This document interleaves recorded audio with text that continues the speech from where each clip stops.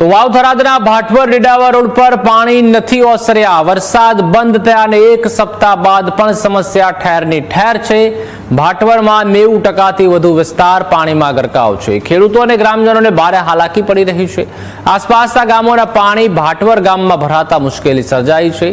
Road પર પાણી ભરાતા વિદ્યાર્થીઓ માટે જોખમ સાબિત થયું છે। ઘૂંટણથી કેર સુધીના પાણીમાંથી પસાર થવા લોકો મજબૂર બન્યા છે। શાળાએ જતા નાના બાળકો અને ખેડૂતો પરેશાન છે।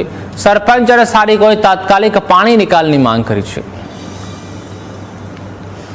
પાણી પડ્યા રહે છે, હજી સુધી કોઈ શોર્ટ આઉટ એનો કોઈ નિકાલ થયો નથી। રેડાવા ભાટવર ભાટલી માળખાનું જે પાણી આગળથી આવે છે એ પાણી ભાટર ગામના તળાવમાં આવીને સમાય છે અને પડ્યું રહેશે। અને જે નિકાલવાનો જે રસ્તો છે એ નિકાલવાનો રસ્તો અત્યારે બંધ થઈ ગયો છે, કારણ કે એ લોકોએ અત્યારે રૈતરા કરી નાખ્યા છે અને જમીનો બધી ઊંચી કરી રૈતરા કર્યા છે, એટલે નીચાણ વાળો ભાગ અત્યારે બધો બંધ થઈ ગયો છે અને પાણી ભરાઈ અને ડેડાવા રોડ માંથી 3 કિલોમીટરની રેન્જમાં અત્યારે પાણી પડ્યું છે।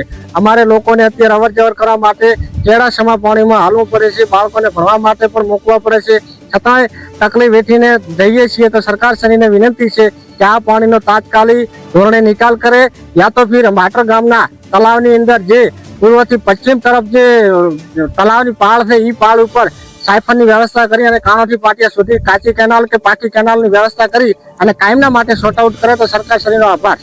અમારે પાણીની સમસ્યા આ રસ્તાની છે। અહીં અમારા છોકરા પણ સ્કૂલે જઈ શકતા નથી અને ભાટલી માળકા અને ડેડાવાનું પાણી અહીં આવી અને દબાઈ જાય છે, આગળ નીકળતું નથી। આગળ ઊંચણ વાળો ભાગ છે એટલે અહીં પાણી આખી અમારી જમીન 90% ભાટવર ગામની જમીન અંદર પાણી ભરાઈને પડ્યું રહે છે 2 થી 3 મહિના।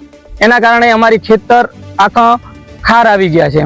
અમારી માંગ છે કે આનું જલ્દીથી જલ્દી નિરાકરણ લાવો અને અમારી આ સમસ્યાનો હલ સરકારશ્રી કરી આપે એવી અમારી માંગ છે।